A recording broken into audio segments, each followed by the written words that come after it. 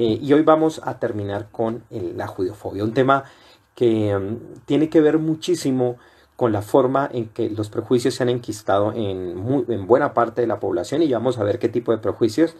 Y de esa manera, digamos, se han gestado ideas, concepciones históricas, religiosas, que han llegado y han permeado a buena parte de la población del mundo cristiano, pero que tiene antecedentes en la cultura grecorromana, como ya veremos. Pero bueno, espero que este tema les interese, que hayan, como siempre, preguntas al final, y que podamos integrar y entender muchísimo más este tema. Varias personas, en torno a muchos de los, digamos, situaciones que ocurren, más sobre todo ahora con la pandemia, cuentan constantemente, aluden y salen con comentarios de corte antisemita, ¿no? Y voy a explicar eso, de dónde viene, por qué surge y cuáles son las creencias que hay en torno a eso, ¿no? Incluso alguien por allí me comentaba algo, pues siempre de manera bastante negativa y despectiva, y lo invité, espero que aparezca y pueda oír lo que tenemos para decir en cuanto a eso. Este es un tema que se ha abordado desde diferentes áreas de conocimiento.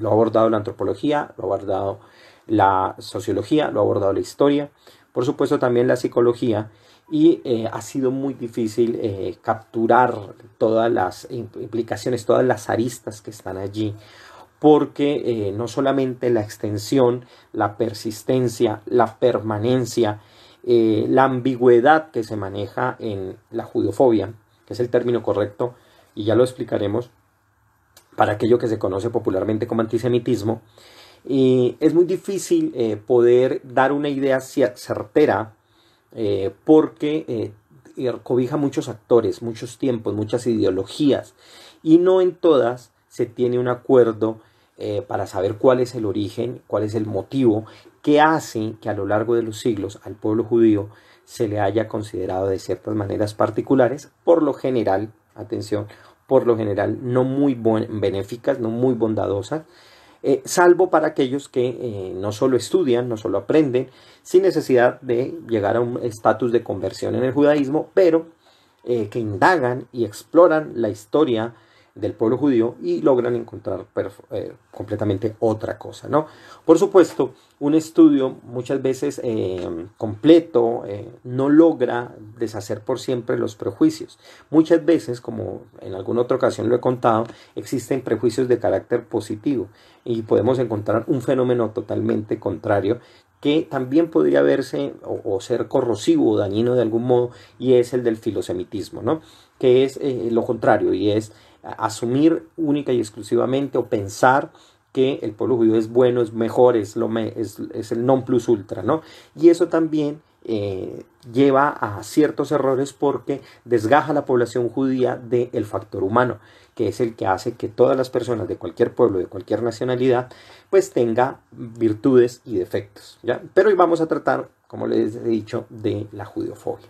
Voy a comenzar con unas palabras que yo creo que cuando revele de quién se trata y quién las dijo, más de uno va a pensar que es un personaje tristemente famoso por todos, conocido por todos, y se van a dar cuenta que no, que es otro personaje totalmente distinto. Y yo quiero que las escuchen muy bien, las voy a leer y voy a revelar de quién se trata. Pero lo sorprendente es que a esta persona nunca se le ha calificado históricamente de antisemita. Y sin embargo, lo es, por lo menos desde sus declaraciones.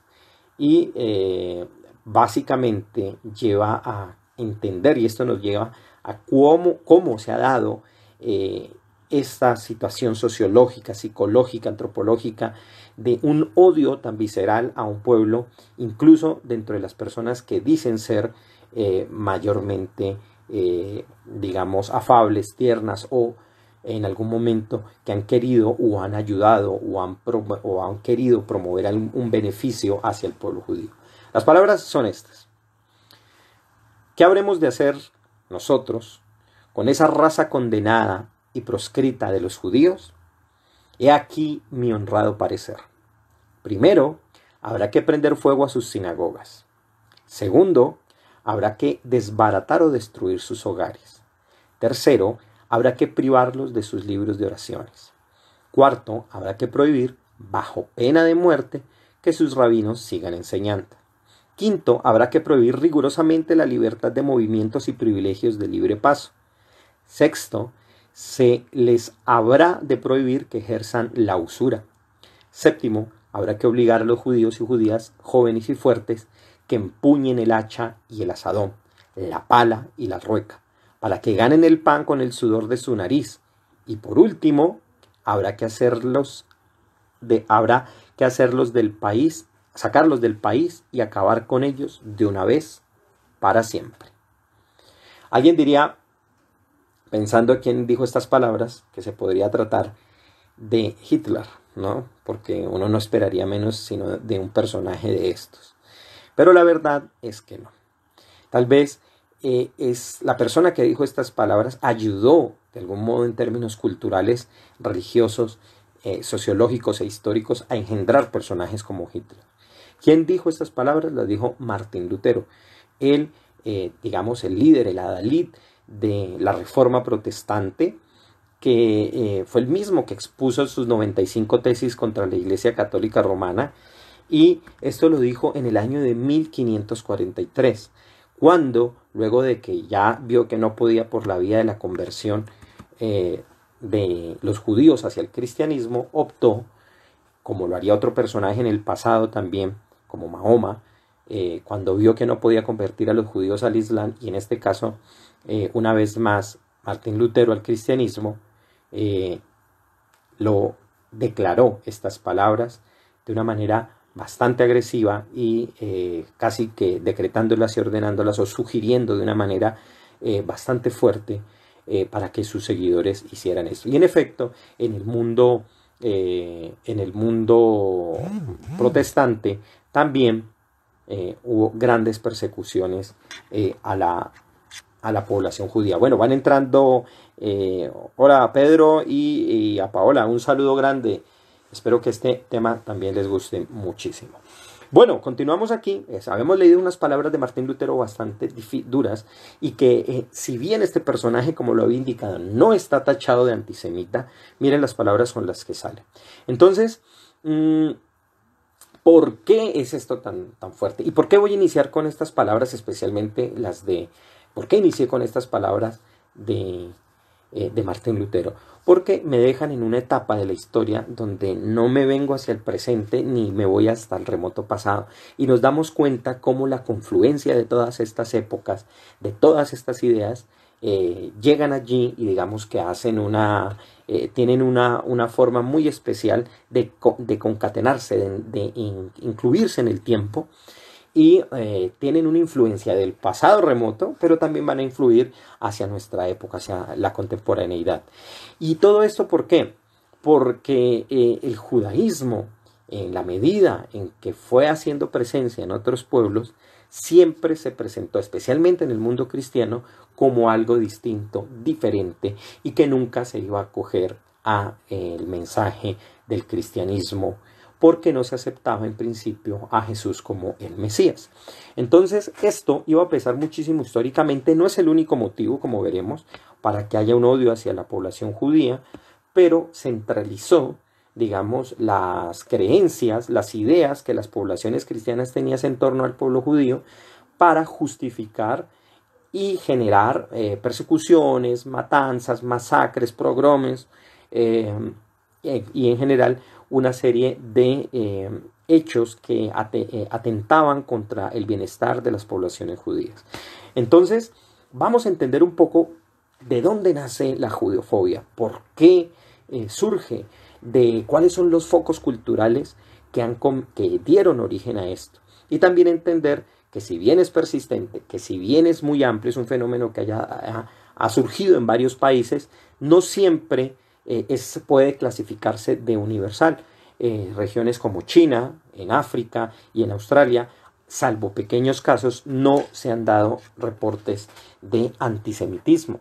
Sin embargo, sí se ha presentado, por ejemplo, tampoco en la India, es otro de los países donde no se ha presentado, pero sí se ha centralizado en Europa, especialmente en el mundo islámico y en las regiones donde el cristianismo se ha desarrollado. Entonces, ¿qué hace que el judaísmo sea tan perseguido y el pueblo judío sea especialmente señalado? Cuando nosotros vamos a observar, por ejemplo, qué es lo que se dice del pueblo judío, uno puede encontrar una gran cantidad de cosas que se le acusan, ¿no? Y ahora que el COVID apareció, también, por supuesto, en las páginas de judeofóbicos, de neonazis, de racistas, por supuesto, uno de los preferibles, de los grupos a los que se acusa de manera directa por la creación del COVID es a la población judía. Para variar, ¿no? Por supuesto, ellos no podían tener otra solución. Entonces, históricamente, antes del COVID, por ejemplo, ustedes podrían ver el deicidio o la acusación de matar a Cristo, que para el mundo cristiano, para el mundo católico, por supuesto, es Dios encarnado. Eso implicaba la acusación de deicidio. Se ha acusado siempre, o sea, en muchos lugares del mundo, y ahora se ha replicado en el mundo musulmán, el hecho de matar niños cristianos para hacer pan de matzá, que se utiliza en una festividad que se llama Pesaj o la Pascua. También se ha acusado al pueblo judío de profanar la hostia del mundo cristiano, del mundo católico, parte del ritual y de la sacralidad de la misa. También por supuesto, se les ha acusado de sacrificios humanos y de libelos de sangre, cosa que ya no solamente se da en el mundo cristiano, sino incluso en el mundo grecorromano. Se les ha acusado de demonización y, por supuesto, también de impureza racial, cosa que hizo perfectamente el movimiento nazi, y especialmente la asociación a el demonio, ¿no? Como ser parte de un pueblo que ha surgido por una forma equivocada de entender a Dios y que terminaron adorando al diablo. Eso sobre todo se dio en movimientos gnósticos que dualizaban, y hablaré un poquito más de eso, dualizaban el mundo y veían al Dios judío, por decirlo así entre comillas, como una manifestación del demiurgo maligno. También se le ha acusado del envenenamiento de cosas, de pozos. En la Edad Media era así. Ahora pues podemos ver una versión moderna con el COVID. También se le acusa constantemente de usura y especulación. Y eso está muy amarrado a esta idea y esa falsa asociación de querer o que ya se domina el mundo en términos económicos. Por supuesto, esa es otra acusación, el hecho de dominar el mundo. También acusación de causar guerras, revoluciones y calamidades.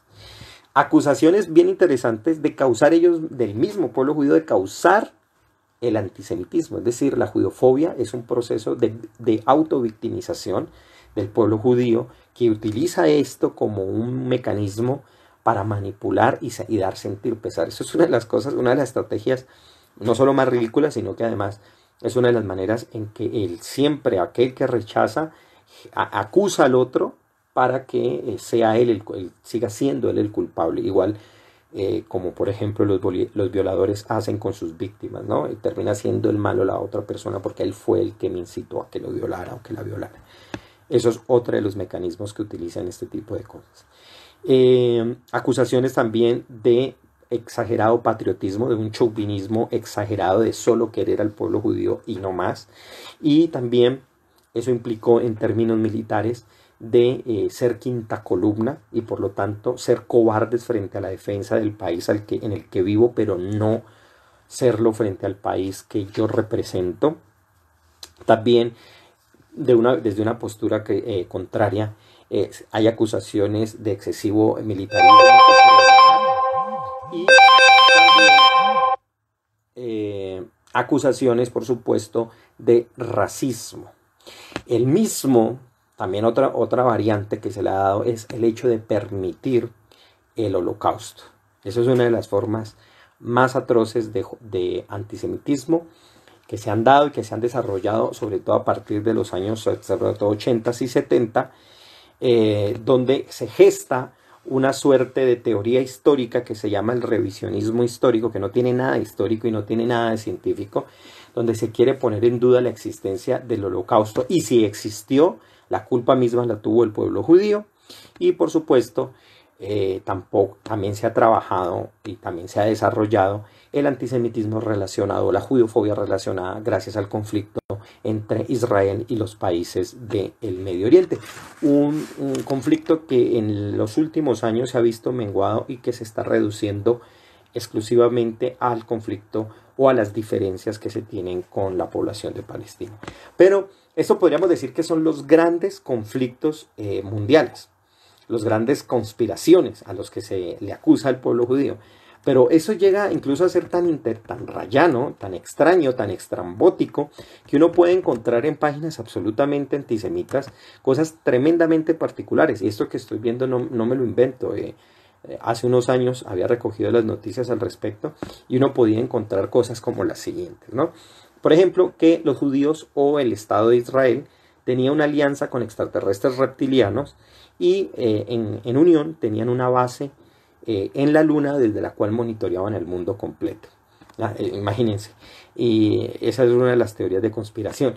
Y hay variantes de esa teoría de conspiración. En una son los reptilianos los que dominan a los judíos, pero en la más rayana del cuento son los judíos, por supuesto, los que dominan y manipulan a los reptilianos para tener el control sobre el mundo.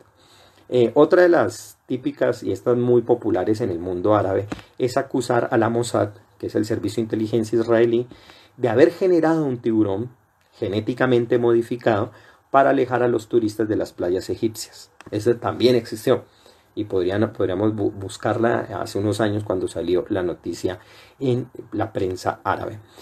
Otra de las acusaciones hecha por un sheikh musulmán era acusar que la caricatura Tom y Jerry era un complot sionista para que los ratones fueran muy bien apreciados por parte de la población musulmana y sobre todo por la asociación que ellos suelen hacer entre ratones, ratas y la población judía por el hecho de diseminarse y de ser una plaga. Concepto e idea que el nazismo tenía muy bien asimilado y que parte de la propaganda nazi la mostraba y la presentaba de tal manera que la gente hiciera este tipo de asociaciones. Imagínense hasta dónde van. Y otra de las conspiraciones es que los masones y los Illuminati son simples marionetas del judío internacional y todas las sectas y grupos son simplemente formas en que manipulan a las poblaciones humanas para no hacerles llevar a la verdad o llegar al conocimiento de algo, cosa que viene va de la mano mucho de ciertas acusaciones que ya se daban en el mundo musulmán en la que se afirmaba que el pueblo judío conocía la verdad con respecto al creador del universo, pero alejaba a los demás para que no tuvieran ningún conocimiento al respecto.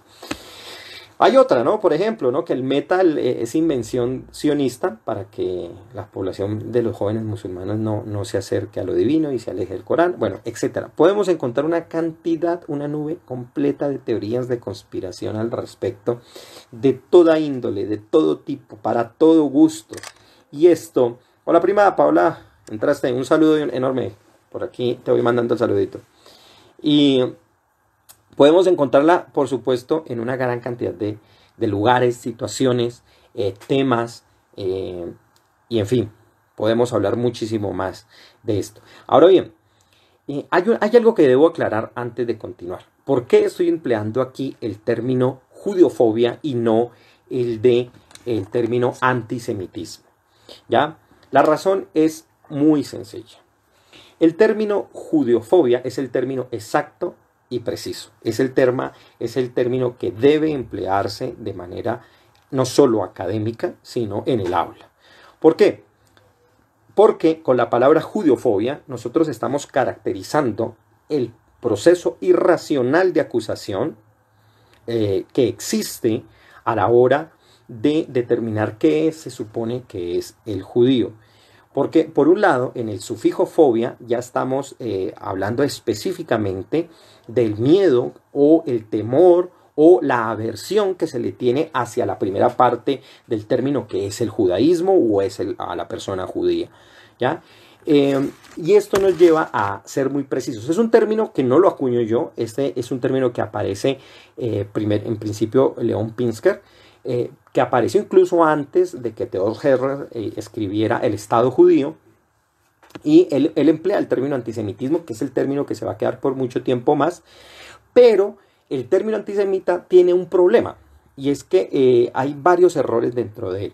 Uno de ellos es que no existen, y ojo con esto para que de una vez se entienda, no existen los pueblos semitas, existen las lenguas semitas, que es un sistema de clasificación que viene desde el siglo XIX para hablar de ciertos grupos o familias de lenguas que se originaron o que tienen como centro el Medio Oriente. El hebreo, el árabe, el amárico, el ugarítico, que era un idioma muy antiguo, el babilonio, que también desapareció, el arameo y las versiones que tiene como el siriaco, son idiomas semitas, pero pueblos semitas no existen como tal. Lo que hay son etnias de diferentes agrupaciones o orígenes tribales que surgieron en esta región del mundo. Entonces, eso hay que aclararlo muy bien. Ahora, hay algo más interesante dentro del término antisemita, que quien lo acuñó él mismo era un judeófobo. Y era un señor llamado Wilhelm Meyer. Él acuña este término y él lo acuña precisamente para dar justificación del odio al judío. Porque al hablar de antisemita, uno está hablando de, como ejemplo, cuando alguien habla del anticomunismo. Cuando uno dice antisemitismo, da a entender que hay un movimiento de semitas, cuando eso no existe, como si hubiera una doctrina semita a la cual yo me opongo. Uno puede ser anticapitalista, uno puede ser anticomunista, porque no considera que esas ideas deban ser llevadas o entendidas o aplicadas. Entonces genera un movimiento contrario.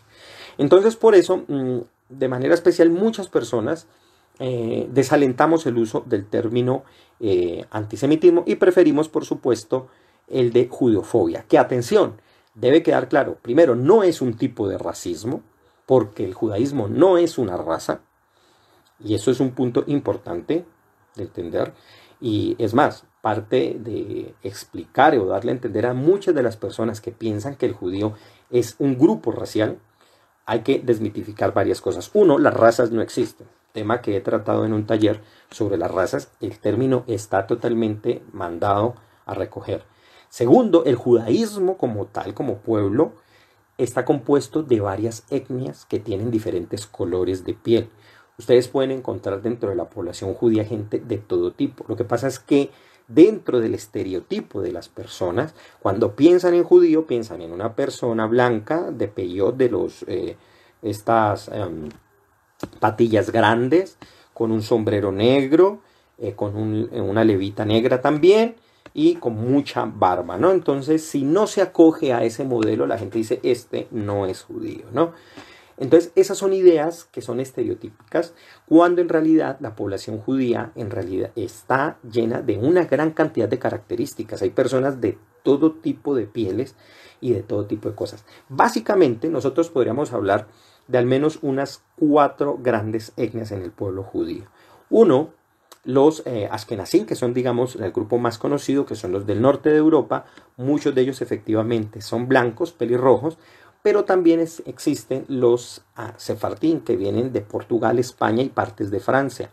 Ellos son judíos de otro tipo digamos, de características físicas, que son las que se diseminaron por esta población, que son judíos ya trigueños, cejones, más parecidos al típico persona mediterránea.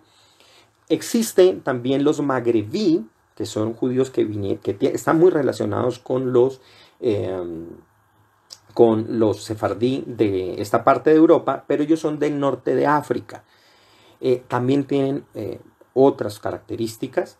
Están los Beta Israel, que son poblaciones también de África, de Etiopía, de color de piel entre comillas negra, y que tienen antecedentes muy antiguos de tradiciones judías que habían recibido durante siglos. Y están las familias del oriente, o las Mizrahi. La palabra Mizrahi significa oriental, y son aquellas que en su origen venían de Irak, de Irán, y de lo que antiguamente se conocía como Babel o Babilonia. Entonces, esos son los grupos. No estoy hablando incluso de los Yavanim, por ejemplo, que son los griegos, que son una colectividad que existe todavía muy pequeña, o los romaní, que también eran comunidades que existían en Roma, pero que ellas fueron menguando o desapareciendo. Pero estos son como digamos los 4 grandes grupos, y cada uno de ellos tiene tradiciones diferentes, tiene una forma de pronunciación del hebreo, manejan cierto tipo de conocimientos y literaturas muy particulares. En estricto uno no podría hablar que hay un judaísmo, sino judaísmos que se caracterizan por diferentes condiciones étnicas, diferentes condiciones lingüísticas y territoriales. Entonces, cuando uno habla de la idea de judío, está hablando de un estereotipo ya, porque la mayoría de las personas piensan que debe ser así y debe cumplir con ciertas cosas. Entonces el antisemita, ante todo, pelea con un estereotipo porque él cree que el judío debe cumplir con esas cosas. Debe tener plata, debe ser obsesivo con el dinero, debe tener intenciones de dominio. A mí me llama mucho la atención que cuando uno le dice a alguien que es judío, ya imaginan que uno está montado en, no sé, en un nivel de manejo pues de la prensa y que tiene el control de algo, o conoce a alguien que controla el mundo, y las cosas no son así. La población, como cualquier población humana, está compuesta de muchísimas personas que tienen todo tipo de extracción económica, de condiciones intelectuales, de intereses, de participación política, en fin, incluso de prácticas religiosas, e incluso también de personas que en algún momento nunca se afilian al judaísmo, son de origen judío, pero no les interesa y son más bien pueden practicar el ateísmo, o se han convertido a otras religiones, o para nada les interesa la religión. Entonces hay que darse cuenta y hay que ir quitando muchos de esos estereotipos que se tienen sobre la población judía, que han existido y han sido muy permanentes, ¿no? Por ejemplo, el judaísmo, a lo largo de todo su recorrido por el mundo, cuando se ha extendido, sobre todo a partir del año 70, cuando el segundo templo de Jerusalén fue destruido por mano de Tito, que luego sería el emperador Vespasiano, buena parte, no toda, pero buena parte de la población se fue a la diáspora, y mucha de ellas llegó al exilio, y la mayoría, no toda, unos se fueron hacia Roma y hacia toda la parte mediterránea de Europa, siendo que ya existían comunidades en esta zona, y algunos cuantos se fueron hacia las comunidades orientales. Sin embargo, la prosperidad económica ya estaba en las zonas de Occidente. Antes de esto, la población judía ya había logrado una gran comunidad, y se había establecido de una manera muy exitosa en Alejandría.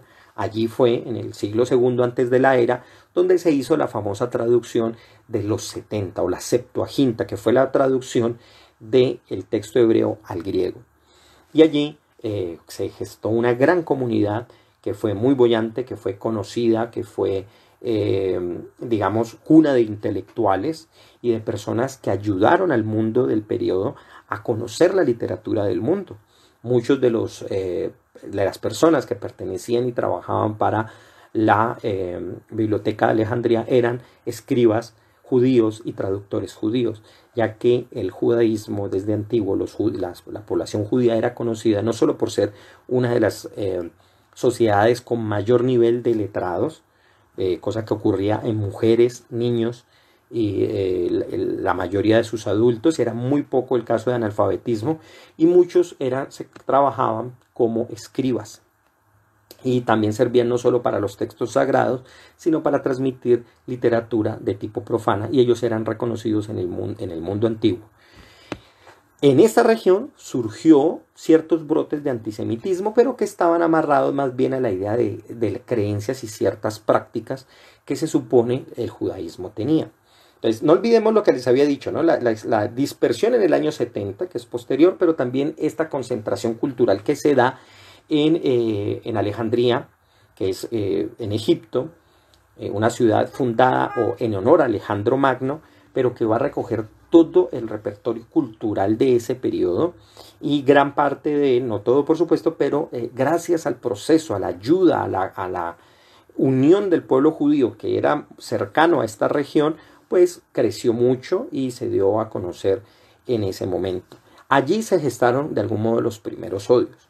Parte de esos odios tenían que ver con la idea de que no entendía cómo el pueblo judío podía adorar un Dios que no tenía imagen, ¿ya? Y de allí van a venir muchos de los supuestos, digamos, acusaciones que se le hacían al judaísmo.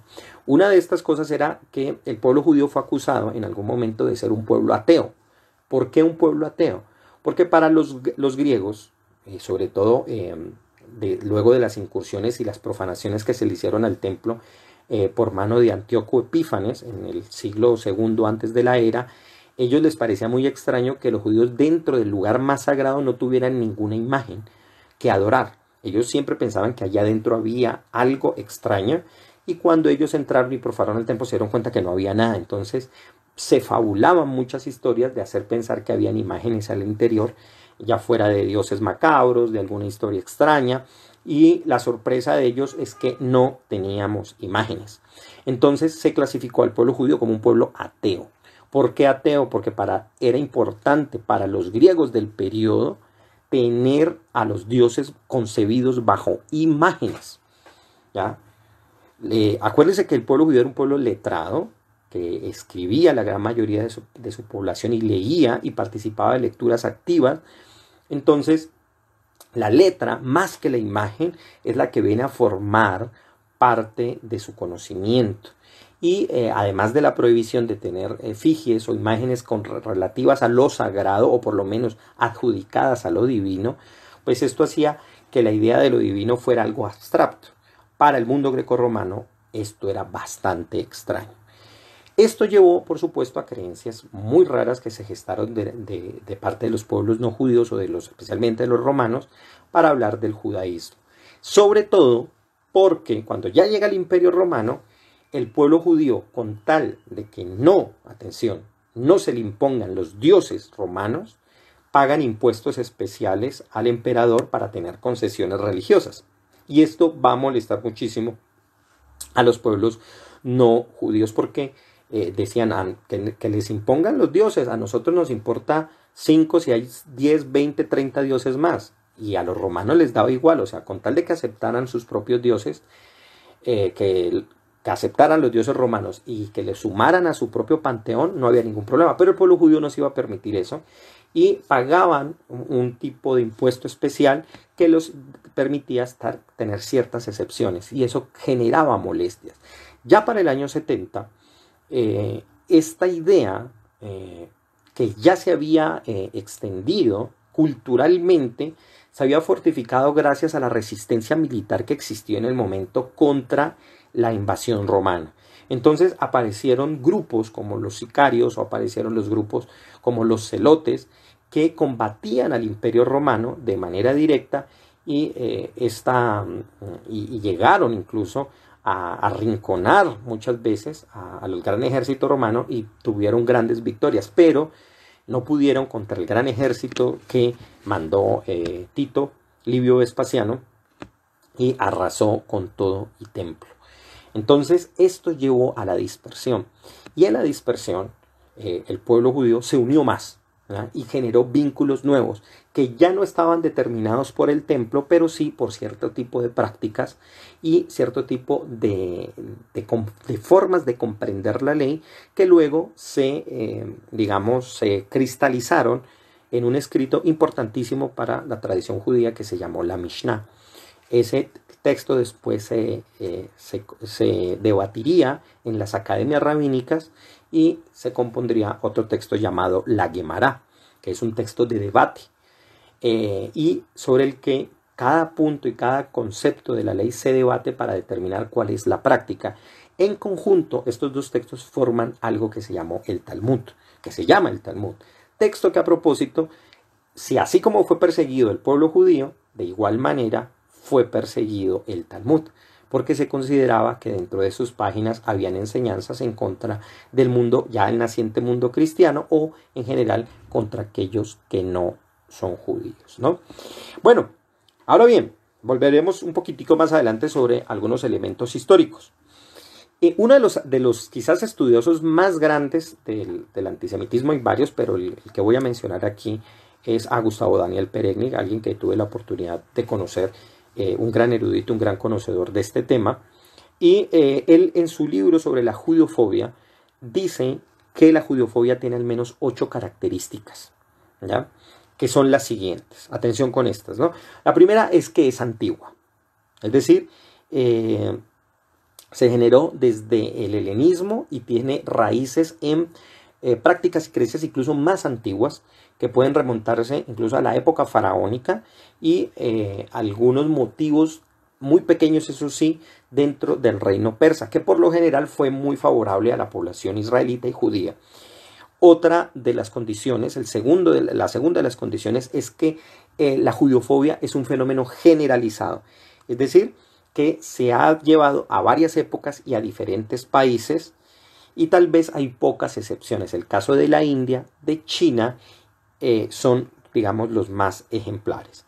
Es un fenómeno, el tercer momento es que es permanente, es decir, que incluso se ha mantenido en lugares donde la población judía ni siquiera estaba y aún se creen ideas sobre el judaísmo, ¿no? Aquí en Popayán es un caso interesante, la población judía somos muy pocos y sin embargo hay gente que tiene muchas creencias sobre el judaísmo, a pesar de que muchas personas no saben ni lo que es.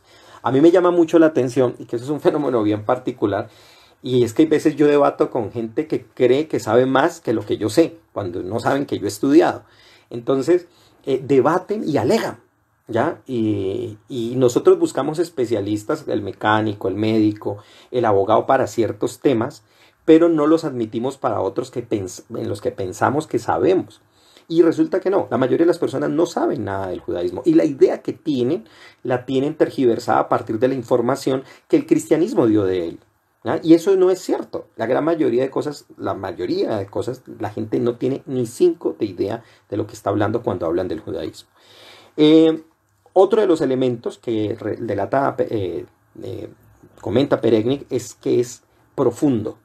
El antisemitismo es profundo porque se arraiga y se basa en estereotipos muy permanentes que se transmiten y que, lo peor de todo, generan acciones concretas contra personas concretas y muchas de ellas llevan a la peor de las cosas y es a buscar asesinar a la población judía. Si ustedes se han visto las noticias, unos meses para acá, incluso un año también, y debido a ciertos motivos, se han incrementado especialmente en Francia y en Estados Unidos las acusaciones contra la población judía y esto se lleva a cabo incluso con ataques a sinagogas, con matar incluso a personas o atacar contra la vida de estas personas. Y esto ha hecho que incluso en partes de Europa sea imposible ya andar con una equipa en la cabeza porque la persona puede ser apuñalada. Otra de las características que dice Peregni es que la judiofobia es obsesiva. Y esto es un punto bien interesante, ¿no? Porque en efecto, para el judiófobo, el judío está en todo, es malo y está en todo. O sea, si hay algo malo, ahí tiene que estar un judío detrás. Si se cayeron las Torres Gemelas, ahí es porque tuvo que haber un judío. Si pasa algún un problema económico en Latinoamérica o en un país, ahí está el judío, tiene que estar. ¿Ya? Entonces es obsesivo con el tema. Y esto nos lleva a un punto que no lo dice Peregni, lo digo yo, y es que es reductivo en ese sentido. Es decir, todos los problemas los llevan hacia allá y nunca dejan alternativas de otras explicaciones. Otra de las características, la sexta, dice Peregni, es que la judiofobia es peligrosa. ¿Por qué? Pues porque se manifiesta, como lo hemos visto, en casos de violencia. La séptima característica es que es quimérica. ¿Qué quiere decir con eso? Quiere decir que hay un odio que surge de una serie de interpretaciones totalmente excéntricas, raras, de los hechos, ¿ya? Y que, digamos, quieren interpretar la realidad cotidiana, incluso la práctica, la del día a día, a partir de una cantidad de mitos que se tienen en torno a los judíos, ¿ya? Entonces se basan en quimeras para explicar qué es lo que creen, qué es lo que piensa el judaísmo. A mí me da risa que hay gente, por ejemplo, que está muy metida en cuentos de estas religiones de tipo neonóstico, en la que a partir sobre todo de una historia que desde los años 70 un pésimo traductor, de hecho no es ni traductor, un tipo que dijo que había traducido textos sumerios, y él relacionó a uno de los dioses mencionados allí, Enlil, que es el malo de la película, lo relacionó entre comillas con el Jehová o el Yahvé bíblico, nombres que no existen a propósito, y él los relaciona diciendo que son el mismo Dios y por lo tanto son el mismo ser malo y espectral que quiere apoderarse del mundo. Entonces, basándose en eso, muchas personas dicen que eso es lo que cree el judaísmo, ¿ya? Y no se atreven o no quieren reconocer o estudiar que ninguno de esos dos nombres de los que menciono, tanto Yahvé o Jehová, se utilizan dentro de la tradición judía y no tienen nada que ver con lo que se está diciendo en este tipo de libros, que además, como les decía, no tienen nada que ver con las antiguas tablillas sumerias. Estoy hablando del señor Zacarías Shenhir, que hizo muy popular la idea de los Anunnakis y de los astronautas de otros mundos que llegaron en el pasado y colonizaron al ser humano, ¿no? Y por último, hay también, dice Peregnik, que la judeofobia es un fenómeno fácil. Yo le llamaría a este elemento que es maniqueísta, es decir, que es muy constante en dualificar las cosas, es decir, ellos son los malos, nosotros que lo acusamos somos los buenos, y donde quiera que esté el judío necesariamente allí está el mal. Ese es el principio maniqueísta que hay acá, y utilizo la palabra maniqueísta de manera expresa porque Mani fue precisamente el editor de la Biblia, especialmente de la Biblia cristiana, que llevó a una idea que se coló en la Iglesia Católica bajo un concepto llamado la teología del reemplazo, ¿ya? Y ahorita voy a explicarles un poquito qué es eso. El caso es que Mani, basándose en esta idea gnóstica, él simplemente dijo lo siguiente: mire, esto es muy sencillo. La Biblia, la única que nos interesa es el Evangelio de Lucas, las cartas de Pablo y lo demás. Que tenga un tono judaico o se quita o no sirve. Así de sencillo, así lo puso Mani. Y la Iglesia Católica, para salvar esto, de ir en contra de lo que Mani estaba diciendo, supo jugar con estos elementos interpretativos y dijo: no, todo el Antiguo Testamento se acepta, es parte del mismo Dios, pero atención, todas aquellas cosas que Dios dijo en castigo y reprimenda contra el pueblo judío, solo es para los judíos, pero las bendiciones que aparecen en la Biblia, que en origen Dios las dio para el pueblo judío, ya no le pertenecen a ellos, sino que le pertenecen al pueblo cristiano. Así, mágicamente, entonces se toma lo bueno y se le deja lo malo a la población judía, y por lo tanto no es que haya un Dios doble, no es que haya dos dioses, dice el cristianismo, sino que hay un Dios que determinó el mal para el pueblo judío y un bien para el cristianismo o las personas que aceptaban a Jesús como el Mesías. Esto lleva, por supuesto, a eso que estoy diciendo, la teología del reemplazo, que fue el sistema, digamos, con el cual se leyó y se interpretaron a partir de ciertos textos del Nuevo Testamento las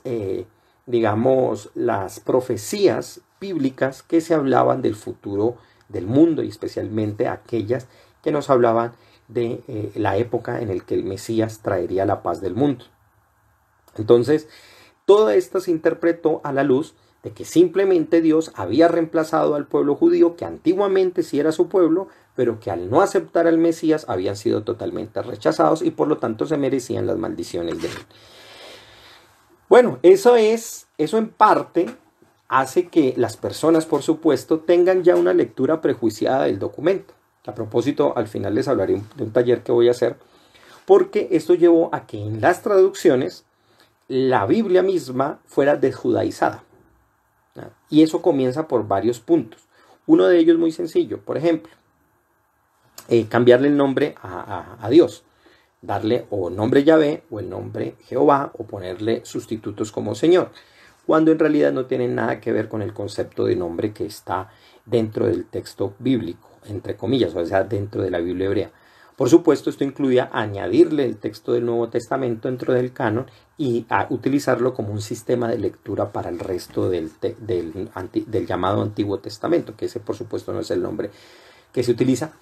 Otro de los elementos, por supuesto, fue el de cambiar el orden de los libros bíblicos, tal como la tradición judía la tenía, darles otro orden y acomodarlas al orden cronológico y temático que le interesaba al cristianismo, a fin de que compaginara este con el Evangelio de Jesús. Otro elemento también fue el de cambiar ciertas palabras en la traducción para disociar por completo la tradición judía que el cristianismo inicial tenía. Uno de los ejemplos es cuando en las Biblias católicas cristianas no se traduce, especialmente en los pasajes del Nuevo Testamento, no se traduce el Shabbat por Shabbat, sino por día de reposo. O, por ejemplo, cuando no se traduce, para hablar de las comunidades cristianas, no se traduce por sinagoga, siendo que el término griego es sinagogos, sino que se habla de la congregación. Otro de los elementos también implicados allí es la transformación de los elementos culturales que la población judía tenía y que se expresan en los relatos para darle una interpretación distinta a las luces de otra cultura. ¿Ya? Hay algo importante que hay que tener en cuenta aquí, y es que en el judaísmo no se es proselitista. No quiere decir que no existan prosélitos, no quiere decir que no haya gente que se convierta al judaísmo. Sí lo hay. Pero, atención, el punto es este, que no hay en el judaísmo una idea de que las personas deban convertirse para ser salvas, para ser parte de un mundo espiritual, sino que todas las personas de cualquier credo, cualquier religión, mientras comprendan ciertos valores, un tema que no voy a hablar aquí, hacen parte de ese mundo futuro, de un mundo superior. Entonces, esto era un problema, porque para el mundo cristiano de ese entonces, aún en la actualidad lo es, pero especialmente el de esa época, era altamente proselitista. Y un mensaje que diera apertura a que la gente podía o no convertirse, aceptar o no el mensaje que estaba en la Biblia hebrea, pues no servía.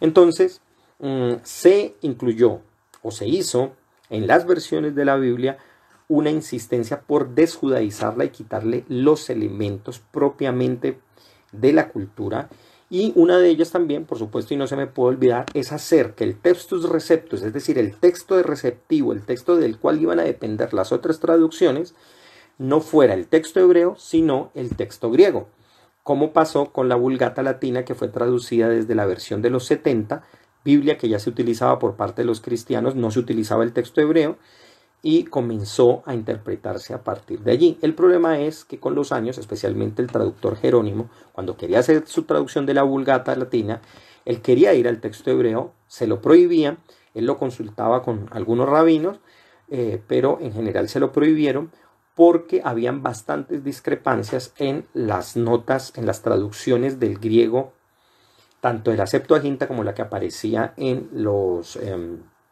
evangelios, sobre las profecías que aparecían originalmente escritas en hebreo. Entonces, esto es un zaperoco grande, que hace que incida muchísimo en la conciencia occidental, porque es el origen de lo que iba a venir a ser nuestra cultura. La cultura que, por lo demás, yo siempre critico que la mayoría de las personas dicen que vivimos en una cultura judeocristiana. No hay tal cosa. Nosotros no vivimos en una cultura judeocristiana, vivimos en una cultura grecorromana, si acaso. Y si hay alguna asociación con el judeocristianismo, en realidad es en relación de disputa. Yo le hablo de la disputa judeocristiana en términos de ciertos elementos culturales que son digamos, podemos hablar de los que son superficiales, son similares, pero en profundidad son totalmente disímiles. Pero esa disimilitud no implica una contrariedad, atención con eso, sino que implica una interpretación totalmente distinta, porque se parte de textualidades diferentes, ¿ya? Entonces, ese es un punto importante, y eso va a llevar durante la Edad Media a una disputa grandísima, porque cuando estudiosos cristianos se querían acercar a una lectura más adecuada del Nuevo Testamento y del Antiguo Testamento, no encontraban eso en la interpretación que el catolicismo daba. Entonces, el catolicismo y el cristianismo en general quisieron separar la brecha. Otro de los elementos que no se me puede olvidar para olvidar esto, para hacer esa separación fue el calendario, ¿ya? Porque antiguamente las comunidades cristianas se movían con el calendario judío, pero para poder disociarlo se transformó esto por completo. No es el tema, pero atención, piensen solo en esto. ¿Por qué nosotros tenemos un mes que se llama diciembre? Es el mes 12 y sin embargo se llama diciembre, que quiere decir que viene del 10. Y vengan hacia noviembre, es el mes 11, pero es noviembre, es el mes 9. Entonces, ¿por qué si es el mes 9 de nombre, es el mes 11 en el orden? Ahí les dejo la incógnita para que indaguen un poquitico más en eso. No me voy a ir a eso, pero tiene que ver, por supuesto, con esto. Lo que sostiene Peregni y otro de los autores es que en realidad el núcleo central que luego el cristianismo habría de tomar y que es el desarrollo de esto que les he contado, nace como tal en el helenismo. ¿Por qué? Porque ya aparecen autores como Hecateo, como Lisímaco, como Filóstrato, como Alonio Malón, como Demócrito, como Apión, que hacen acusaciones directas contra la población judía. Y todas ellas hablan del pueblo judío como de manera despectiva y agresiva. Sobre todo porque estas acusaciones tenían que ver con el grado de separación que siempre la población judía remarcaba en relación al no judío. ¿Y por qué lo hacía? Porque hay varias condiciones para eso. De hecho, nacen de un mandamiento bíblico, pero tienen que ver sobre todo con dos elementos. Uno, el alimenticio, y dos, con las relaciones sociosexuales. Porque, y ojo, porque no tiene nada que ver con raza, atención con esto, no tiene nada que ver con raza, tiene que ver con creencia o religión, y es porque si una persona, hombre o mujer, se asociaba a otro pueblo, terminaba adorando a esos dioses, o sus descendientes terminarían en eso. Entonces, las autoridades religiosas prohibieron el vínculo o los casamientos con personas de otros pueblos, salvo que esas personas se convirtieran, ¿ya? Salvo en esa condición. Pero en general, esta serie de cosas que dijeron todos estos autores, muy conocidos dentro del mundo grecorromano, eran acusaciones, muchas de ellas por supuesto infundadísimas y basadas en cosas totalmente venidas de más. Tal vez el más famoso es el caso de Hecateo, donde él menciona que el pueblo judío sale con Moisés de Egipto, pero es porque ellos eran un grupo de leprosos y los faraones tienen que sacarlos de allí porque no los querían. Entonces siempre, y aquí vemos ya por lo menos un elemento de carácter ya xenofóbico, ¿no? Cosa que nosotros podemos ver en la actitud que se tiene de muchas personas de nuestro país hacia venezolanos, bolivianos, ecuatorianos, cuando de manera despectiva decimos que están asociados, son sucios, tienen malas costumbres, y en realidad no se basa sino en puras habladurías, o simplemente si se basan en algo real es porque no toman en cuenta las condiciones en que estas personas están viviendo en ese momento. Ahora bien, y aquí lo menciona bien Ignacio en el comentario, dice Julio y Augusto, emperadores romanos. Eso tiene que ver con los meses, ¿no? Exactamente, tiene que ver con los meses que acabo de nombrar. Pero en el caso de los emperadores romanos, la judeofobia se va a incrementar porque ellos necesitaban de algún modo todos estos elementos que ellos pagaban con tributos, que tenían una afiliación, una fuerza y un gran lobby en el Senado para ayudar a que el pueblo judío no fuera, no se le impusieran ciertas cargas estatales y sobre todo de carácter religioso. Los emperadores romanos ayudan a que esto se afiance mucho más. Quizás el que más logra hacerlo y tiene una antipatía total por el pueblo judío es Adriano. Y Adriano resulta que él hace lo siguiente. Él es el que cambia el nombre luego de que ya estamos hablando en el año 325 por ahí, en el que Bar Kokhba, el que se creyó en algún momento que era el Mesías guerrero, es eliminado, es destruido, todo su batallón y su ejército de personas judías es destruida, y Jerusalén es capturada y se le cambia el nombre por Aelia Capitolina, ¿ya? Entonces ya no se le iba a llamar más Jerusalén y se comenzó a llamar Aelia Capitolina, y a Israel o a Judea se le comenzó a dar el nombre de Palestina, ¿ya? Porque Palestina era en alusión a los Filistim, que eran los antiguos habitantes de Creta, que habían llegado a las costas de Egipto y a las costas de lo que hoy es Gaza y se habían asentado en esta zona. Adriano consideró que había que retornarle el nombre a ellos. Entonces, ¿de dónde va a surgir, por supuesto, como ya lo he venido diciendo, el odio más fuerte, por supuesto, en el mundo cristiano? Allí se va a hacer una serie de prácticas para determinar qué hacer y discusiones, qué hacer con la población judía, ¿ya? Entonces, ¿qué pasa? Que el cristianismo encuentra elementos teológicos para legitimar las acusaciones, los abusos, las persecuciones contra la población judía, basándose en el concepto que ya habíamos tocado rápidamente, y es en el de deicidio. Es que nada más ni nada menos, o sea, fue un pueblo que mata a Dios. Entonces dígame, matar a Dios, qué cosa tan grave. Eso hace, por supuesto, que el pueblo judío sea acusado de la cosa más absurda, de la peor cosa que se le puede decir a alguien, ¿no? Matar a Dios. Esto, por supuesto, va a ser parte de las muchísimas polémicas a las que se llevaba a los rabinos a discutir contra conversos al cristianismo, forzados muchos de ellos, o porque se convertían porque simplemente veían de qué lado está el poder, y ellos como individuos preferían eso, y habían personas incluso que lo creían y decían, sí, el cristianismo es cierto y punto, y yo me convierto y dejo el judaísmo.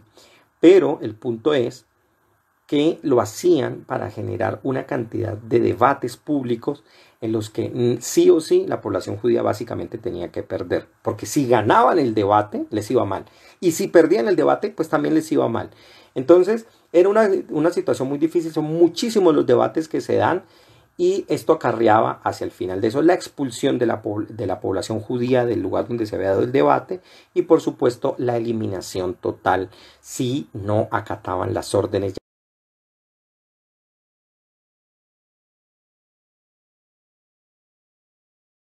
Les venía comentando que esto había sido tan fuerte y tan álgida y tan difícil la situación durante la Edad Media, y estas ideas no solamente flotaron y quedaron en meros debates y se hacían, sino que se llevaban a prácticas muy concretas, y básicamente uno puede resumir cómo, digamos, en su mayoría, habían claras excepciones, habían unas excepciones por allí, tanto de sacerdotes como de personas cristianas, que no podían creer lo que se hacía frente a la población judía, pero la mayoría de las personas, digamos que por ese sentimiento de dejarse llevar por lo que todos los demás hacen, pues digamos que contribuían a este movimiento popular de odio contra los judíos.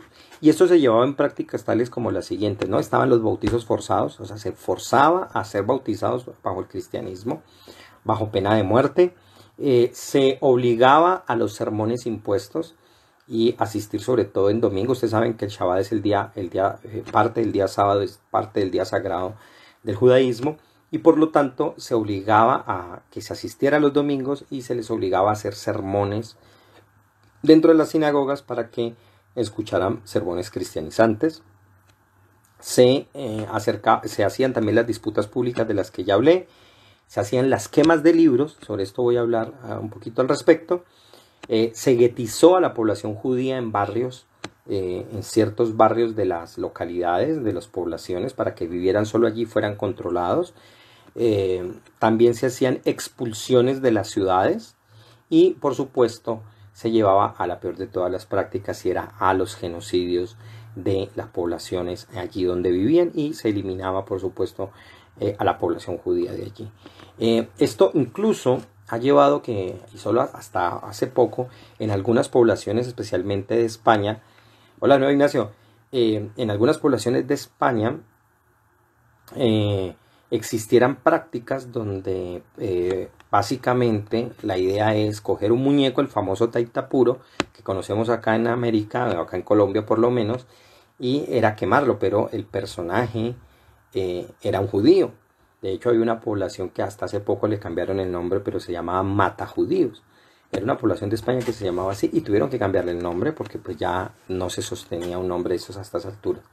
Entonces, ¿qué pasa? Que estas prácticas venían respaldadas por esas doctrinas, es decir, las justificaban las doctrinas, o estas ideas, la teología del reemplazo, el deicidio, el presentar al pueblo judío como un pueblo demoníaco, con ese que el mismo Jesús acusa a los fariseos de ser seguidores del diablo, y genera una cantidad de cosas, y de manera muy especial, el documento que va a ser perseguido fue el que ya mencioné, el Talmud. El Talmud es un texto muy bello en términos, pero solo lo puede estudiar un judío, y no porque esté vedado en sí al no judío, sino porque hay que ser judío para estudiarlo. Eso es como el que tiene que tener un libro de medicina.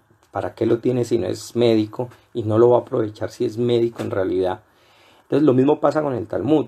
El Talmud es un texto de disertación muy refinado de ciertos pasajes y prácticas de la Torá, que si una persona no tiene en cuenta lo que está allí, pues no va a entender absolutamente nada. Entonces, el Talmud fue acusado durante muchos siglos por ser un texto difamador del cristianismo. Resulta, y pasa y acontece, que el gran problema aquí viene el asunto de las traducciones y los términos. Muchos acusaban al Talmud de contener pasajes que iban en contra o hablaban en contra de Jesús o de doctrinas cristianas. Cuando esto se revisaba y cuando esto se estudiaba, especialistas pues determinaban que efectivamente esto no era así. Todo gira en torno a un personaje que algunos comentaristas dicen que se refiere a Jesús, mientras que la mayoría dice que no lo es porque no corresponde a la misma historia. Sin embargo, eso no quiere decir que no haya afiliación o relación entre los dos personajes, nada más que en el judaísmo tradicionalmente se habla de que este personaje llamado Yeshua HaNozri, el Nozri, era un personaje que vivió 90 años antes de lo que hablan el cristianismo de Jesús, y se asoció y por lo tanto se conjugó esta idea. Entonces, hay discusión al respecto, pero de manera precisa no se menciona, salvo en dos casos, del movimiento del Nasrut, que es propiamente el cristianismo. Por supuesto, no quiere decir que sea favorable, porque se estaba desde antiguo había una polémica en torno a estos movimientos, pero no se trataba de las acusaciones infamantes que decían los detractores del cristianismo o los detractores del judaísmo desde el cristianismo. Pero entonces el punto es que el Talmud se quemó en plazas públicas, se destruyó, se prohibió tanto su estudio como su tenencia, y todos los manuscritos hebreos, que muchas veces ellos no sabían distinguir si era un Talmud, si era un Sidur, un libro de oraciones, o era un Tanaj o cualquier otro libro sagrado que se escribía con letras hebreas, pues terminaron siendo destruidos. Por supuesto, la comunidad judía cuidó al Talmud, el libro, pero muchas de las copias pues fueron totalmente destruidas. Así como el pueblo judío fue perseguido, el Talmud también fue perseguido, pero lo importante detrás del Talmud es el nivel de debate que hay, que fue el que enriqueció el espíritu del judaísmo de ese periodo, y que ha llevado de hecho hasta la actualidad a que si hay algo importante dentro de la población judía que estudia por lo menos esto, es que nos encanta el debate, nos gusta entender los temas, disertarlos de muchas maneras, no quedarnos con una sola versión, sino darles muchas vueltas a los temas para apreciarlos de muchas maneras y de diferentes formas. Entonces, esto no gustaba desde la perspectiva doctrinaria de la Iglesia, porque se asumía que la lectura de la palabra de Dios tenía que ser unidireccional, bajo un solo concepto y bajo una serie de dogmas y doctrinas.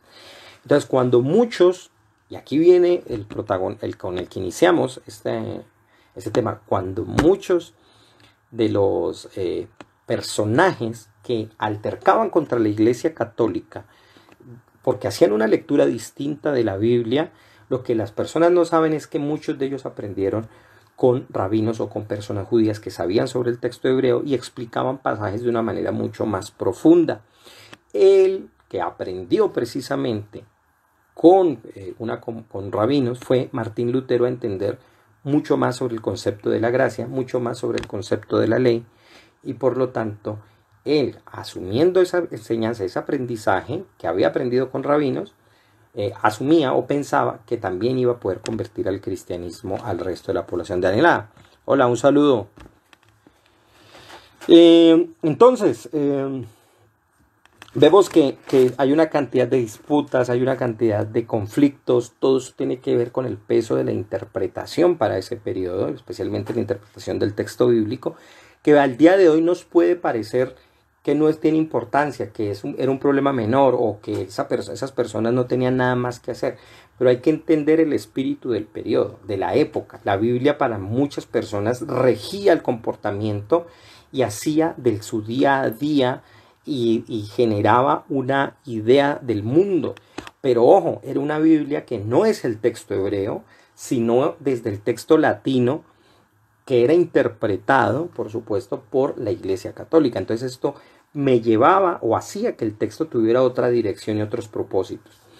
Entonces el judaísmo venía siendo como una forma de ver de manera distinta desde ese mismo texto, o aparentemente ese mismo texto, otra forma de vida y otra forma de prescripciones frente al mundo, frente al entorno, frente a lo que considerábamos que era cierto o no, o frente a prácticas muy cotidianas. Esto llevó, por ejemplo, a que precisamente cuando surge la peste negra, la población judía fuera acusada de ser la que promovió, organizó y gestó la peste negra. Y todo tiene que ver por el hecho de que cuando esta peste aparece, a la población judía es la que menos le da. ¿Y por qué es a la que menos le da? Pues muy sencillo, decían ellos, pues porque tienen pacto con el diablo, han hecho brujería y son ellos los que nos están afectando con esta enfermedad. Pues efectivamente nada de eso tiene que ver, ¿ya? Y lo que hay detrás, por todo lo que se ha indagado, en un libro bellísimo de Hermann Hesse, Narciso y el mundo, hay una historia bellísima que pueden leerlo y ahí van a encontrar algo más acerca de la peste negra y un personaje de una mujer judía con la que Narciso se encuentra. El punto está en que en el judaísmo desde antiguo se tienen prácticas de asepsia muy bien desarrolladas y que hacen que la gente se mantenga pura, tanto física como espiritualmente, de manera constante y diaria. Entonces hay abluciones o mikves o baños rituales que se organizan tanto del día a día como mensualmente, y la limpieza es parte importante de lo que se hace en la ritualidad judía. Estas mismas prácticas asépticas no se tenían en la población cristiana. Ustedes pueden ver tanto películas como las de Nosferatu o El perfume para que se hagan una serie de ideas de lo que hay, o la descripción que hace Gabriel García Márquez en el ensayo, en el discurso de la soledad, cuando él recibe el premio Nobel, de cómo él describe cómo era Europa en la Edad Media. Entonces, eso en realidad era lo que estaba protegiendo a la población. No quiere decir que no eran afectados por la peste. Muchas personas judías también murieron en la peste, pero como no eran la mayoría, por supuesto, la forma más fácil de acusar a la población judía era esa. Ahora bien, yo me podría ir por cantidad de temas de los que se ha acusado el judaísmo. Uno de los más, quizás más ridículos y también más persistentes, es el llamado libelo de sangre, ¿no? Y es la idea de pensar que en el judaísmo se consume sangre, especialmente de niños, durante la época de la Pascua, porque se matan, porque se supone que los niños cristianos son más ricos y sabrositos, entonces son mejores, y no sé si tendrá que ver con los vampiros y el rejuvenecimiento. El punto es que este tipo de leyendas se ha sostenido incluso hasta el día de hoy, especialmente en los países musulmanes, donde se ha mutado y transformado, por lo que hacen creer que somos deseosos de sangre, ¿no? Y que queremos y que vamos a vampirizar a la población que es pobre, inocente, y por supuesto están al acecho de la población judía, que es maligna. Esta idea es interesante porque en realidad es una forma de inversión de un acto ritual que el mismo cristianismo hace, ¿no? Y es, en últimas, esto es una proyección colectiva inversa del acto ritual de que se hace en la misa de comer la carne y la sangre de Jesús. Acá se quería expresar de que eso se hacía de manera literal por parte de la población judía, y era una forma de contramisa, ¿ya? Una forma de hablar del contrarritual, pero que se hacía desde la versión oscura y nefasta que el judaísmo tenía para promover. Es una creencia que se arraigó mucho tiempo, Incluso hay santos, especialmente niños santos, que si ustedes indagan en la historia de estos santos, ¿quiénes fueron los que los mataron o los martirizaron? No eran pitufos, no eran chinos, no eran ninjas, eran judíos, por supuesto, pues porque eran los únicos que estaban allí a la orden del día. Otro de los elementos también de acusación, de los que ya mencioné, pero que seguro ustedes quieren que hable, es también la acusación de ser quinta columna, es decir, de ser una quinta columna dentro de un Estado, de formar parte de lo que se llama el Estado profundo y sobre todo de querer dominar al mundo. Esto está muy amarrado a la necesidad de acusar al judío de usurero y por supuesto del control económico y sobre todo de la prensa. Lo interesante de este tipo de acusaciones es que la mayoría de las personas cuando las hacen se basan en lo que me dijeron, pero nunca evidencian si realmente es así. En realidad en el mundo, en la actualidad, ese tipo de poderes en la prensa, en el comercio, en los bancos, está totalmente repartido entre todas las personas de todos los países y no pesa tanto, atención. Hola María Paula, entras ahorita, no pesa tanto el hecho de pertenecer a un grupo específico, sino tener el poder económico y estar dentro de una clase social, especialmente si ésta se mueve dentro del mismo consorcio o el emporio, digamos, económico. Y no tiene nada que ver con eso. Entonces la gente señala muy fácilmente si hay 2 o 3 personas judías, pero no se dan cuenta del suizo, del italiano, del chino, del japonés que está allí. Claro, no se dan cuenta porque no hay un complot japonés como tal de apoderarse del mundo. Tal vez sí lo hay del chino y por eso ha retornado, y en parte eso es uno de los elementos políticos que un personaje como Donald Trump utiliza, porque la xenofobia también es otro elemento, es minoritario a la judiofobia, pero también reaparece en estos momentos y se ha utilizado en algunos momentos históricos, especialmente desde que surge el maoísmo, pero no ha sido el único momento histórico en el que este se expresa o ha aparecido. Por lo general, incluso desde los viajes que se hicieron de los primeros viajeros europeos hacia Europa, pues ya veían como extraños a los chinos.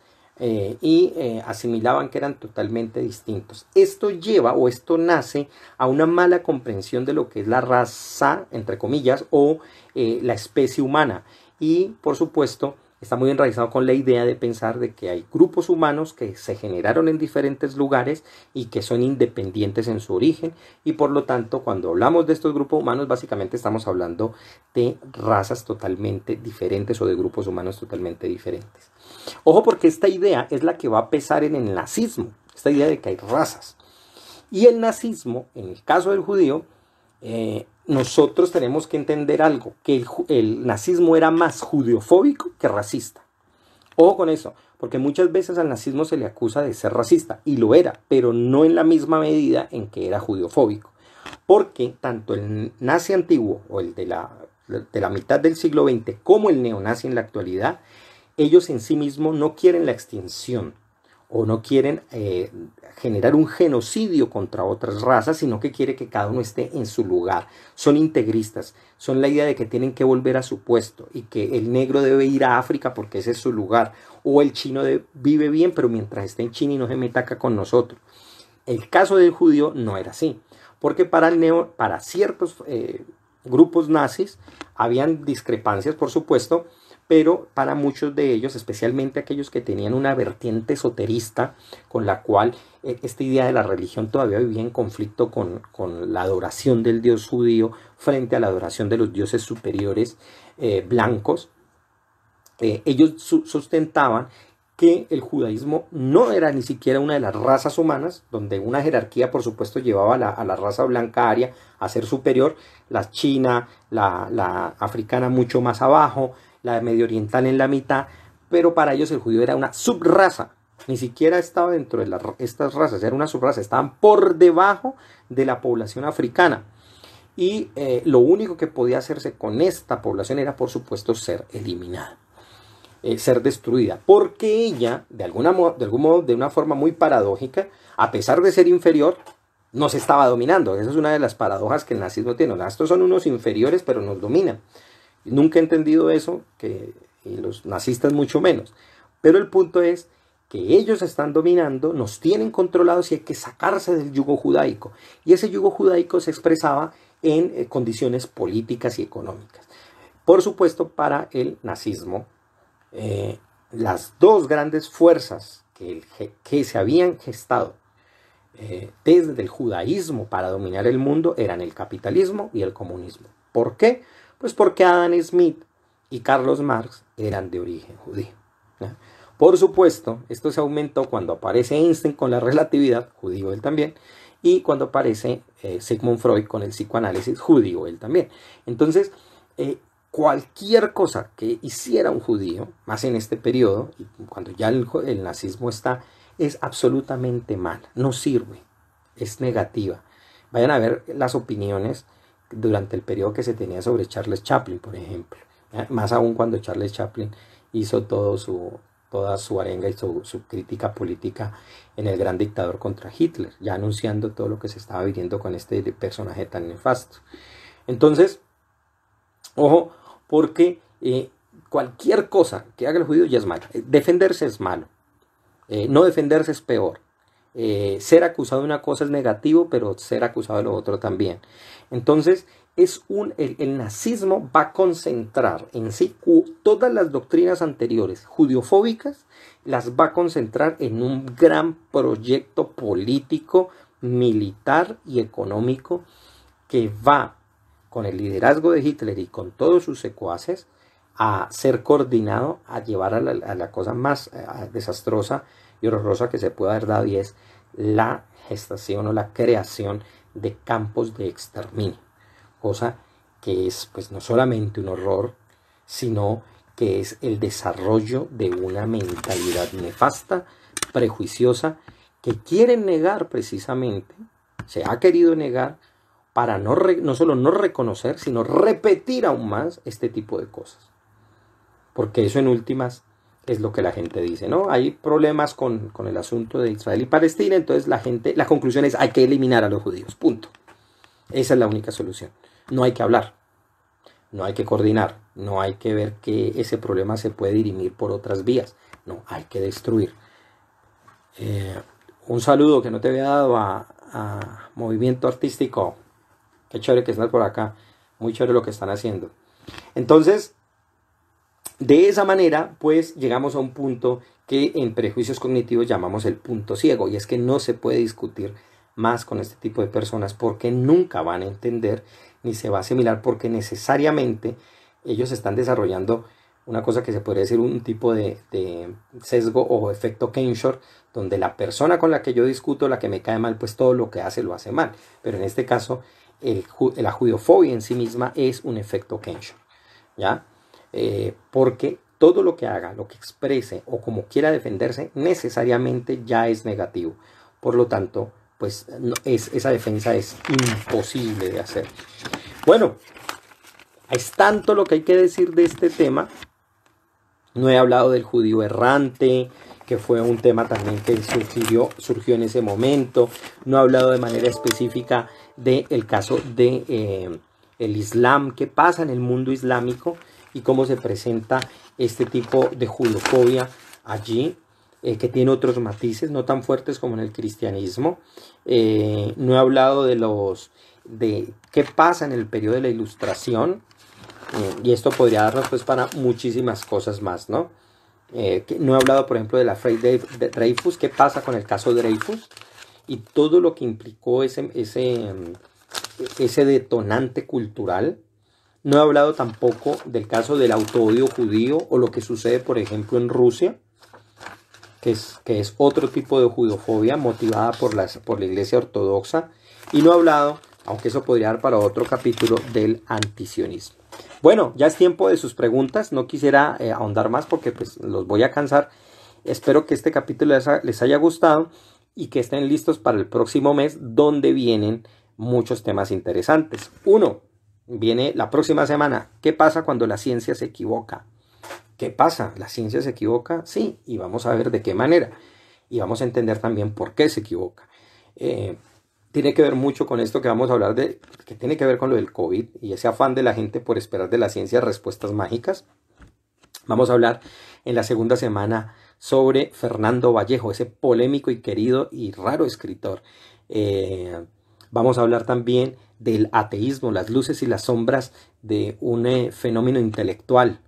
Vamos a hablar por último, y espero que muchos sigan en este momento, un tema que a mí me gusta mucho y que para mí es muy querido, de Dragon Ball Z y Dragon Ball en general y todas sus conexiones chamánicas. Es un tema que espero que a todos les guste porque hay cosas muy chéveres que aprender de allí. Bueno, Ignacio, ¿tiene preguntas? Y si hay alguien más con otras preguntas, me gustaría también. Y por supuesto vamos a leer lo que dice Ignacio. Dice, no se pretende presentar una solución al respecto. Claro, para la historia es claro que el judeófobo posee un odio irracional hacia aquello que él identifica como lo judío. Si eso lo dice Jean-Paul Sartre, sí es cierto. No obstante, hay una historia que me genera mucho impacto al respecto. El importante cabalista, el Rab Kaduri, visitó Argentina y visitó la Gran Sinagoga de Buenos Aires y el actual maestro de Kabbalah.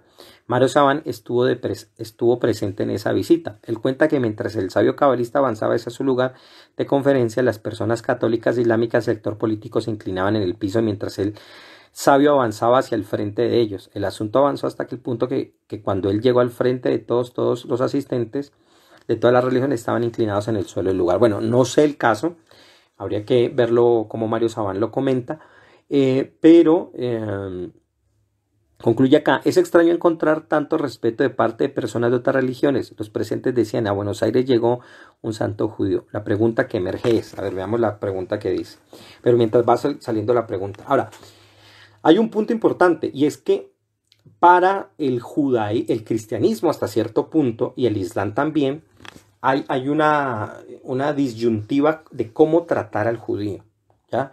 Porque por un lado, habían cristianos que decían, hay que acabarlos pero a poquitos, a unos cuantos, para que queden unas descendencias para que en el futuro cuando vuelva Jesús, ellos queden como representantes, no se pueden exterminar todos. Lo mismo pasaba con el islam. En el islam, el judío tenía el estatuto de dhimmi, un estatuto que la dhimmitud significaba un estatuto de que se le permitía conservar su religión, pero tenía que atenerse a ciertas consideraciones de privilegio que tenía que tener el islam por encima del judaísmo. Entonces, el judío no quería ser exterminado del todo. Ese paso total se da en Hitler, ¿ya? Incluso tal vez el antecedente es el mismo Martín Lutero que lo vimos, pero ya hacia el final de sus años. Él no predicó eso toda su vida. Entonces, continúa que Ignacio dice, la pregunta como tal, ¿cómo se podría interpretar este nivel de respeto por parte de estas autoridades religiosas? El sabio no le odió, al sabio no se le odió y sí se le respeta. Y tiene que ver con parte de lo que la tradición cultural de la gente tiene como un antecedente en el judaísmo. A muchas personas, ya casi no porque no hay educación religiosa en la actualidad en los colegios, pero muchas personas tienen conocimiento del judaísmo de manera directa o no, o indirecta. Es decir, se habla en las clases, se le menciona mucho más antes, cuando habían clases de religión. Entonces es parte de la historia cultural de muchos pueblos, no de todos, por supuesto. Un caso ejemplar, y por eso tal vez, miren que no hay mucho antisemitismo en China, y no es porque no haya judíos. Existían los antiguos judíos de Caifén, que eran judíos antiquísimos, que llegaron desde Persia, y ellos se asentaron allí, pero ellos nunca tuvieron ningún problema con las monarquías o con los emperadores chinos, porque como el taoísmo y el shintoísmo, el taoísmo, el shintoísmo japonés, pero el taoísmo y el budismo que llegan a la zona no les interesa tampoco convertir, aunque hay un cierto grado de proselitismo, al taoísmo mucho menos, y el confucianismo peor. A ellos lo único que les interesa es que hay un respeto hacia el Estado, y la comunidad judía lo mantenía. Nunca hubo disputas con ellos, además porque el confucianismo no es idolátrico, no tiene elementos de adoración, salvo un respeto que para nosotros puede ser excesivo hacia las figuras del pasado. Lo mismo con el caso del taoísmo, donde es una filosofía de la totalidad. Entonces, la sabiduría, digamos que se reconoce, ¿ya? Y este caso que menciona Saban puede ser simplemente un ejemplo del reconocimiento del conocimiento, ¿ya? De hecho, atención, y aquellos incluso que piensan que el judío no aprecia o no quiere a alguien no judío, eso es totalmente falso. cuando los sabios de la Torá, los Jajamín del Talmud, explican el pasaje de la Torá que dice, ante las canas te inclinarás, dice que se refiere a los sabios de todos los pueblos, ¿ya? Es decir, que incluso un sabio no judío, una persona debe honrarlo, porque es sabiduría. Y de hecho, hay una bendición de cuando hay una persona sabia, incluso en conocimientos que no son espirituales, la persona debe respetarla y debe tratar y debe decir esa bendición, ¿ya? Es decir, cuando uno se encuentra ante un gran físico, frente a un filósofo muy importante, la bendición debe estar allí, porque el conocimiento es una parte vital del ser humano y es ejemplo del desarrollo de las propias perfecciones que él puede generar. Entonces la ciencia es muy importante, el conocimiento es importante y hace parte de lo mejor de nosotros como seres humanos. Entonces yo lo veo mucho por allí. Habría que conocer mucho más el caso, por supuesto, pero tiene que ver con los antecedentes históricos, con el reconocimiento de la sabiduría y con el respeto que hay, por supuesto, a todas las personas, más aún cuando ellos son mayores. Bueno, no sé, espero que este tema les haya gustado. Gracias a Ignacio por la pregunta. Si hay algo más que preguntar, si les gustó el tema, pues denle el like ahí en el video. Y si este tipo de videos les gusta y quisieran ver algo más, pues ahí estén pendientes, porque pienso de pronto pasar esto, parte del programa hacia YouTube.